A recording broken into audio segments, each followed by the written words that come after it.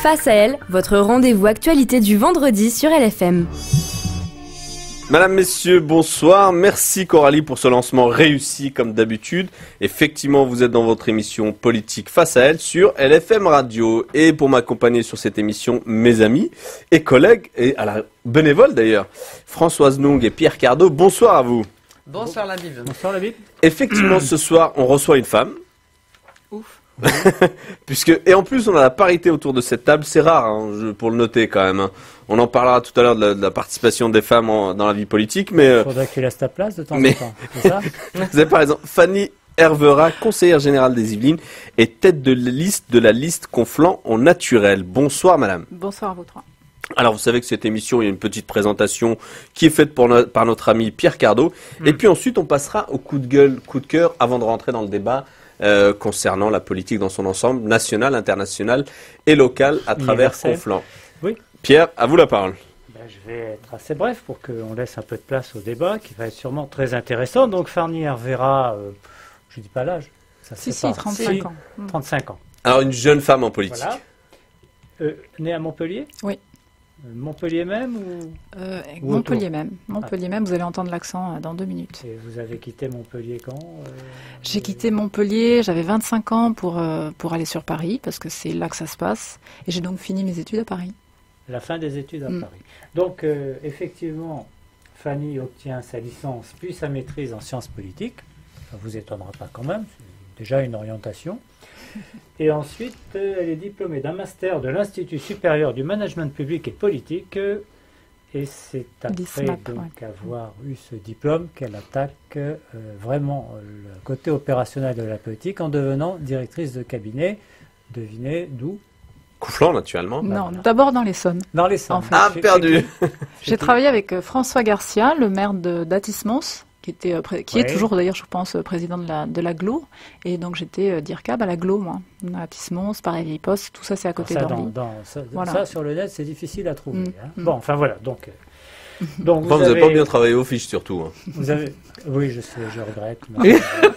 Vous savez, on est bénévole, alors on ne peut pas nous virer, je l'ai déjà dit. Ça, vous me le répétez si souvent. Oui, non, mais bon, sinon, elle est mère d'une petite fille. Elle a quel âge maintenant? 4 ans. 4 ans. Donc, et d'après ce que disent les différents articles sur elle, elle aime le militantisme, mais elle aime aussi l'humanitaire, la solidarité, et souhaite maintenir un lien fort avec les personnes qui l'entourent. C'est le moins qu'on puisse dire. Voilà. Est-ce que c'est fidèle à ce que vous êtes? Oui, tout à fait. Moi, je suis militante née. Et j'arrive au militantisme très très tôt, d'abord par la vie étudiante, parce que je suis évidemment... Non, c'était une association indépendante en fait, assez proche de Georges Frêche à l'époque. Un personnage. Et donc très très vite, voilà, évidemment, on est dans des associations étudiantes, très très vite on bascule sur la vie politique à proprement parler, avec une adhésion au PS, bien sûr. Alors on va passer au coup de gueule, coup de cœur. Françoise, votre coup de cœur? Mon coup de cœur. Votre coup de gueule d'ailleurs. Mon coup de gueule, je préfère commencer par mon coup de gueule contre cette dernière circulaire européenne qui interdit aux jeunes mineurs de monter sur des tabourets et sur des échelles pour aller faire la cueillette. Alors, dans les milieux populaires, dans le Midi, je pense que vous ne direz pas le contraire, c'est quand même les moyens pour les jeunes d'avoir un petit peu d'autonomie pendant les vacances, de pouvoir s'autonomiser. Mais là, non, on pense pour eux, on les protège, parce que c'est vrai que ça change tout. Quand ils ont 18 ans, il ne risquent plus de se casser la figure. Donc moi, je pense que maintenant, il faudra supprimer l'apprentissage pour les jeunes dans les boucheries, parce que les couteaux sont dangereux, et je trouve que ces jeunes qui sont obligés d'aller chercher des risques un peu, tu vois, parce que l'on en soit là, je trouve ça affligeant pour encore une fois la vision qu'on va donner d'une Europe technocratique alors qu'on a tant à faire pour aider les jeunes. Si je comprends bien, une commission au Parlement européen dont le seul objectif c'est de réfléchir à ce que les petits peuvent monter ou pas sur des escaliers. Voilà. D'ailleurs, on se demande s'il n'y a pas un bureau spécial. Ils ont vraiment rien à faire, ces gens-là. On se demande. Ils sont super bien payés en plus. On se demande s'il n'y a pas un bureau spécial conneries quand même à la. Nettement mieux payé que les parlementaires français, ça je vous le confirme. Enfin, mais par contre, ce que je constate, c'est que finalement, un retraité qui voudrait se faire un peu d'argent en complément de sa retraite, peut aller se casser la figure. Il peut se casser plus facilement l'os du fémur, à mon avis, à 70 ans, qu'un jeune de 15 ans. Ah, je sens que c'est un sujet qui vous tient à cœur, Pierre. Votre coup de gueule. En tout cas, c'est encore une fois contre les jeunes des milieux populaires, parce que les fils à papa, eux, ils risquent pas d'aller faire la caillette. C'est encore une fois. Les milieux populaires, il faut les trouver, les cerisiers. Les cerisiers, les mangent. Les Pierre. Alors moi, mon coup de gueule, c'est pour une certaine partie de magistrats qui s'amusent à décider la veille pour le lendemain que finalement il y a des professions de foi qui sont pas valables, parce qu'il y a des associations de couleurs entre autres. Alors association de couleurs, bleu, blanc, rouge, bien sûr, c'est interdit, etc. Le problème, c'est que il y a une charte graphique chez les imprimeurs. Il définit clairement ce qu'est le bleu, ce qu'est le blanc et le rouge. Et que manifestement, on y est allé tranquillement sur quel que soit le rouge d'une cravate. Bon. Autrement dit, il suffirait d'avoir une profession de foi avec une photo en fond, un coucher de soleil avec un soleil rouge, un nuage blanc et un ciel bleu, et ça y est, c'est foutu. Je peux même faire pire. Les yeux bleus d'une candidate. Oui, tout à fait. Bon, Fanny, tu veux c'est vrai, non, mais c'est vrai. Ouais. Le rouge à lèvres. C'est très gênant. Et le fond blanc. Du papier. Ah, mais je sens que c'est un sujet sensible, parce que je crois qu'il y a une dizaine de candidats maires qui sont touchés. De gauche et de droite. Triel, Carrière, Sartrouville. Voilà. Je veux dire, il y a une loi, d'accord, mais on sait très bien que le juge, il est là pour interpréter la loi et la dire. Parce que sinon, il n'y a pas besoin d'un juge, on met un ordinateur, il y a du rouge, il y a du bleu, allez, c'est terminé, tout le monde dehors. Mais là encore, c'est... Donc, il faut interdire la quadrichromie dans la politique. C'est beaucoup plus simple. Oui, nous, on a été obligés de passer toutes les photos en noir et blanc, du coup. Oui, non, mais c'est n'importe quoi. Et en plus, attendez, il faut quand même savoir qu'on ne donne pas l'explication aux candidats. Quand on leur dit non, c'est non. Et quand ils posent la question, on leur dit bon. Et surtout quand on leur dit non, c'est trop tard. Il n'y a plus de. Autrement dit, on est là dans, je dirais, un déni de justice, puisque, il n'y a pas de contradictoire, contrairement à tout jugement. Oui. Parce que là, on vous enlève un droit. C'est celui de bénéficier du service qui est dû à tout candidat, qui est de donner des professions de foi dans les enveloppes. Donc, il y a des gens qui sont exclus de cette possibilité. Et il n'y a pas d'explication. On vous dit pas pourquoi. Mais du coup, ils n'ont pas pu. Non, c'est fini. Il n'y aura pas de profession de foi. Dans le temps, on avait une commission préalable, plusieurs jours à l'avance. Si ça n'allait pas, on savait exactement pourquoi. Ça s'est fait dans d'autres départements d'ailleurs. On refaisait les professions de foi, voir les bulletins de vote, voir les affiches. Là, pas du tout. Du jour au lendemain, c'est terminé. C'était pas ce matin, et c'était hier. Votre coup de gueule, Fanny. Hervera. Attends, elle a le droit de parler. Elle a le droit de répondre au coup de gueule de... Juste pour ce qui me concerne, effectivement, je connaissais cette contrainte. Et donc, nous avons quand même demandé l'avis à la préfecture avant le 13 mars, c'est-à-dire avant le dépôt des professions de foi.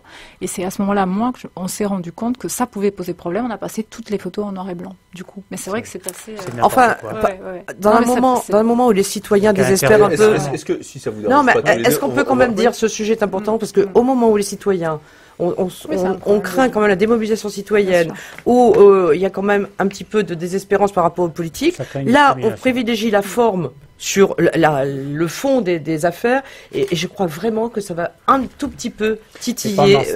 Il y en a qui vont présenter des listes alors qu'il y a des gens qui étaient hospitalisés à 90 ans et bénéficiaient de la maladie d'Alzheimer, qui étaient soi-disant candidats sur une liste du Front National. Là, pour l'instant, elle n'est pas invalidée, celle-là. Madame Hervera, votre coup de gueule. Mon coup de gueule, c'est 17% de femmes investies pour les municipales. En tête de liste. 17%, effectivement. De tête de en liste. tête de liste. 17%. Encore. On progresse vraiment à petits pas de fourmis.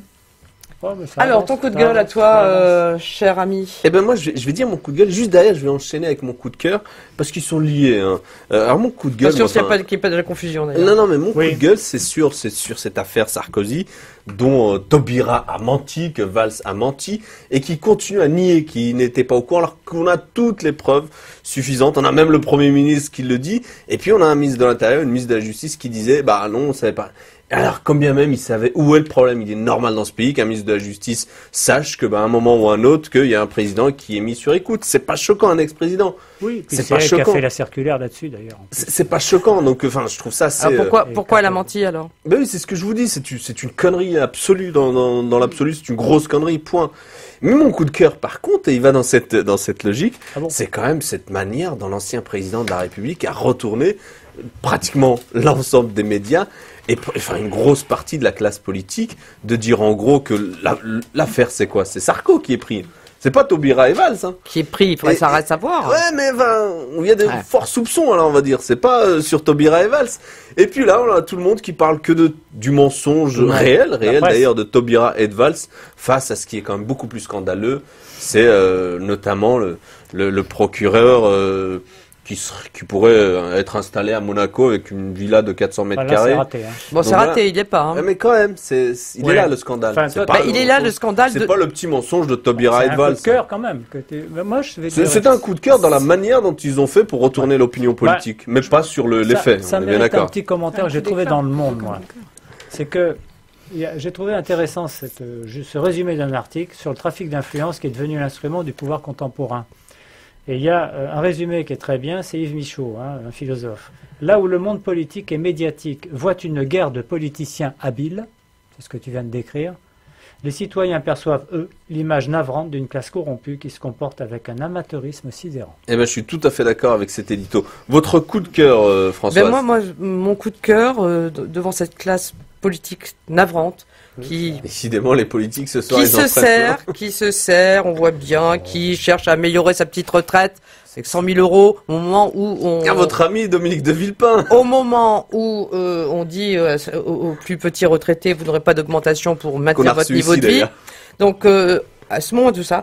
Donc, dans ce milieu un peu désespérant, moi, ça m'a fait plaisir de lire un sondage ce matin dans le Figaro. 6 Français sur 10 se déclarent satisfaits de l'action de leur municipalité. Et je crois qu'ils ne se trompent pas, ces Français, parce qu'ils savent que les seuls qui restent au contact, en proximité, en prise avec la vie réelle et avec la volonté de résoudre les problèmes, ce sont les élus locaux. Donc je voudrais leur faire un sort un peu particulier au moment de cette détestation bien méritée de la classe politique. Sans défendre de Villepin, Laurent Fabius a quand même signé le décret, parce que sinon il ne passait pas. Votre coup de cœur... mais oui, mais c'est ce que je dis, les petits arrangements entre amis, entre privilégiés. Votre coup de cœur ex-député, d'ailleurs, vous avez bien fait d'être ex ce soir. Non, je pense qu'il ne faut pas trop généraliser, ça relève sinon... la généralisation, c'est comme ça qu'on arrive au racisme. Hein. Alors, votre coup de cœur? Voilà, donc il y a aussi des politiques qui font leur boulot. Ça peut arriver. Bon, je suis d'accord, c'est pas ce dont on parle le plus, mais ça c'est comme... Allez-y, Pierre, votre coup de cœur. Alors moi, j'ai trouvé un héros ou un martyr, je ne sais pas. Et je trouve que ça mérite un coup de cœur. C'est l'immense solitude d'un économiste pro-Hollande. Il s'agit d'Olivier Pastré, qui est l'économiste, professeur à Paris 8, qui décrit sur un mode ironique, c'est intéressant, la difficulté de défendre la politique économique du gouvernement dans les dîners en ville. Et je prends juste la conclusion, la deuxième conclusion qu'il fait, je ne vais pas vous lire tout l'article, mais je vous conseille de le lire quand même. Je vais finir par préférer les dîners de droite aux dîners de gauche. D'abord parce que dans les dîners de droite, la maîtresse de maison, connaissant mes positions, me protège, pendant un temps au moins. Ensuite, parce que le Hollande bashing de la gauche caviar d'aujourd'hui m'est de plus en plus insupportable. Quand j'étais à l'école primaire, on appelait Figaro, ça. Oui, c'est le Figaro. Ah bah oui. Quand j'étais à l'école primaire, on appelait... Un journal bien de gauche, c'est ça? Tout à l'heure, je t'ai cité Le Monde et tu m'as rien dit. Hein. Bon. Non mais quand même, le Figaro, on est habitué, quoi. Allez-y. Alors, le Hollande bashing. Oui, enfin, en l'occurrence, le gars, il est de gauche. Hein. C'est pas moi qui l'ai inventé. Oui, quand j'étais à l'école primaire, dit-il, on appelait ça faire pipi dans ses chaussures. C'est à la fois bête et méchant. Je trouve ça intéressant. Non mais je suis pas surpris, c'est le Figaro. C'est le Figaro. La prochaine fois, venez nous avec une petite lecture de l'humanité, vous aurez l'inverse. Fanny, va falloir que Fanny, votre coup de cœur. Un peu vos classiques. Bah écoutez, mon coup de cœur, un truc beaucoup plus léger, La joie de Yannick Noah. Vous l'avez pas vu ça? Non. La joie de Yannick Noah qui regarde son fils en train de gagner, puisque son fils est un éminent joueur de basket. Et alors j'ai plus en tête. NBA. Joachim. Et ça faisait très très plaisir, cette joie spontanée d'un père heureux pour son fils. Voilà. Donc mon coup de cœur plutôt léger et loin de la politique. On va revenir à la politique et on en parlait tout à l'heure juste avant l'émission. Quelques questions quand même sur votre activité au Conseil général, puisque vous êtes élu maintenant depuis 2011 et vous êtes titulaire du poste entre guillemets depuis 2011 aussi d'ailleurs. Depuis 2011. 2011. Quel enseignement vous tirez de ces 2-3 ans au Conseil général?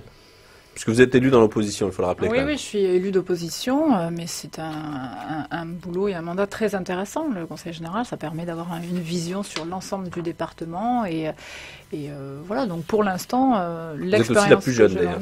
Oui, pour l'instant, mais ça va changer avec la nouvelle, les nouveaux découpages, je veux dire, découpages, et avec la parité, je pense que forcément ça va changer en 2015. Donc pour l'instant, je suis